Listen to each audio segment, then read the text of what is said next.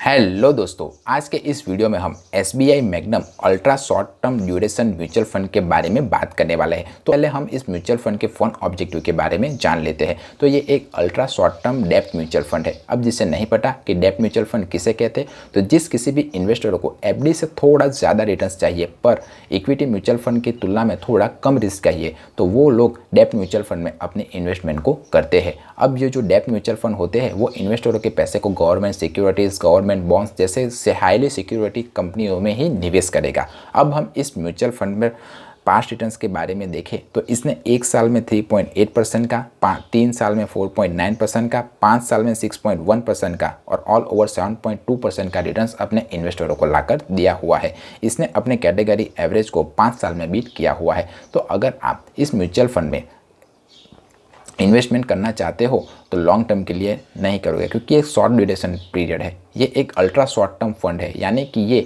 3 से लेकर 6 महीने के भीतर ही आप उसमें निवेश करोगे और अपने निवेश के पैसे को निकाल लोगे। तो मार्केट अच्छा रहा तो आपको 7.2% के आसपास भी रिटर्न्स मिल सकता है या आपको 3.8% का भी रिटर्न्स मिल सकता है। तो ये टोटली मार्केट के ऊपर है कि आपको कितना रिटर्न्स मिलेगा या नहीं। तो आप थोड़ा रिस्क टेकिंग कैपेबिलिटी वाले पर्सन हो तो आप FD से ज़्यादा रिटर्न्स चाहते हो तो इस तरह के म्यूचुअल फंड में आप अपने इन्वेस्टमेंट को स्टार्ट कर सकते हो। इसका एक्सपेंस रेशियो 0.31% है। अब जिसे नहीं पता कि एक्सपेंस रेशियो किसे कहते हैं, तो जो एसेट मैनेजमेंट कंपनियां होती है वो हमारे ही पैसे को मैनेज करने के लिए हम ही से कुछ फीस चार्ज करती है और उसी फीस को वो एक्सपेंस रेशियो के तौर पर हमें बताती है। तो जितना ज़्यादा एक्सपेंस रेशियो होगा उतना ही कम इन्वेस्टरों को प्रॉफिट होगा। तो जब कभी भी आप किसी भी म्यूचुअल फंड में अपनी इन्वेस्टमेंट को स्टार्ट करें तब एक्सपेंस रेशियो के क्राइटेरिया को जरूर ध्यान रखें। इसका AUM अराउंड 12,513 करोड़ रुपीज़ है और ये benchmark CRISIL ultra short duration BI index को फॉलो करता है। अगर आप इस म्यूचुअल फंड में अपनी इन्वेस्टमेंट को स्टार्ट करना चाहते हो तो मिनिमम 5,000 रुपीज़ से स्टार्ट कर सकते हो।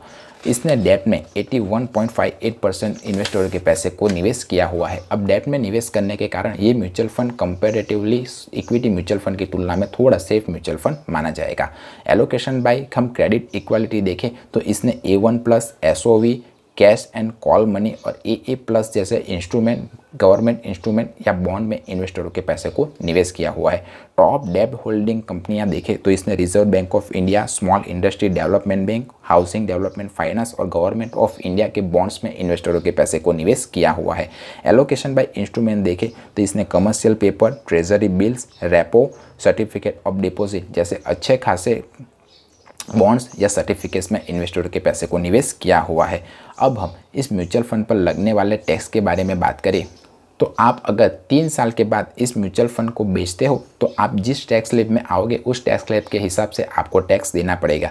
पर अगर आप 3 साल से पहले इस म्यूचुअल फंड को बेचते हो तो आपको 20% का टैक्स देना पड़ेगा। तो अगर आप एक शॉर्ट ड्यूरेशन के लिए किसी म्यूचुअल फंड में इन्वेस्टमेंट करना चाहते हो तो इस तरह के ऑप्शन यानी कि डेब्ट म्यूचुअल फंड में इन्वेस्ट करने के बारे में सोच सकते हो। तो अगर आप या तो FD में ही टोटली निवेश कीजिए या रिस्क लेके इक्विटी म्यूचुअल फंड में ही निवेश कीजिए। मैं तो डेब्ट म्यूचुअल फंड में इन्वेस्टमेंट करने के बारे में सलाह किसी को नहीं दूंगा, क्योंकि मुझे पर्सनली डेब्ट म्यूचुअल फंड में इन्वेस्टमेंट करना पसंद नहीं है। क्योंकि अगर आप इक्विटी म्यूचुअल फंड में लॉन्ग टर्म के लिए अगर इन्वेस्टमेंट करते हो तो आपको कंपाउंडिंग इंटरेस्ट का इफेक्ट काफ़ी ज़्यादा देखने को मिल पाएगा।